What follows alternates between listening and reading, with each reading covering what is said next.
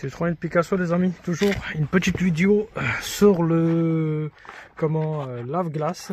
Donc là je vous fais voir à peu près. Donc là j'essaie de appuyer la manette. Pourtant c'est rempli. Et regardez, normalement quand on appuie vers le haut, il est censé actionner la produit avec la moteur lave-glace. Donc là on va retourner. Je vous fais voir à peu près. Tout d'abord, je viens contrôler. Voilà, j'ai de liquide, c'est rempli complètement. Maintenant, le prochaine étape, c'est d'être sûr, bien sûr, que vous avez le liquide. Première chose. Deuxième chose, c'est de regarder à tout hasard, vous n'aurez pas les fusibles qui sont en panne. Donc là, j'ai retiré le cache fusible. Donc en dessous du cache fusible, normalement, il vous conseille de regarder. Bon là, c'est des pièces qui ont été changées, ils ont mis des numéros. De voir le carnet. Donc moi j'ai pas le carnet, normalement vous regardez les carnets. Et si vous n'avez pas de carnet, bah, ce que vous faites là, ce qui vous gêne là par exemple, ça, tous ces petits prises là, ça me gêne. Je prends un petit tournevis, je les retire parfaitement. Sinon, si je veux pas prendre de risque, ce que je vais faire, je vais me munir d'un multimètre, d'accord, et je vais venir contrôler un par un toutes les fils. Il est censé de sonner normalement. Voilà. Là, mon multimètre, il est en train de sonner. D'accord? Regardez. Ça veut dire que là, vous voyez les traits de Wi-Fi, là, ça veut dire qu'il y a la continuité. Ça veut dire que le fusible, elle est en bon état. Donc là, j'ai contrôlé avant tout. Pour moi, la fusible le moteur lave-glace, là, c'est celui-là.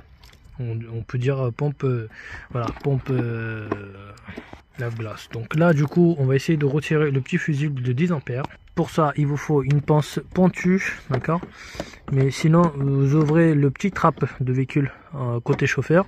Vous avez une petite pince, un plastique qui est fourni dedans. Donc là, je retire le fusible de 10 ampères. Voilà. J'ai essayé de m'approcher pour le vérifier. Et quand je m'approche, je vois que le fusible, il a pété.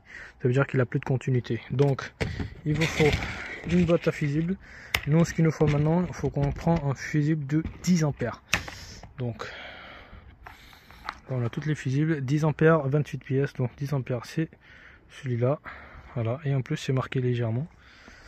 Donc, on perd pas l'endroit là où il faut mettre, on perd pas la trace en gros, voilà.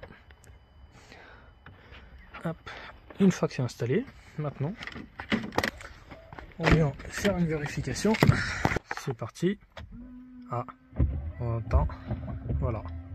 Voyez comment ça fonctionne. À l'arrière aussi. Voilà. Et là on entend le bruit de moteur, pompe, en gros, pompe essuie-glace. Donc voilà, comme ça la petite intervention de notre propre véhicule est réussie. Voilà, donc moi je vous conseille de prendre toujours un boîte fusible avec vous. Il vous faut par sécurité un multimètre, hein. Vous prenez toujours quelques petits outillages si vous tombez en panne de quoi que ce soit. Tout d'abord, commencez par vérification des fusibles, première chose.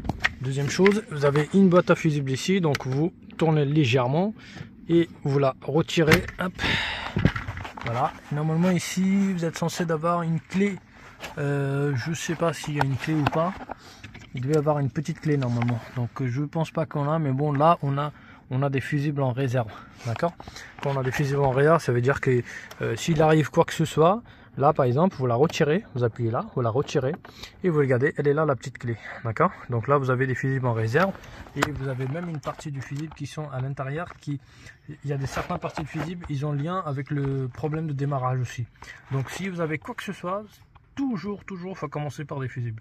Voilà les amis, c'est la fin de vidéo.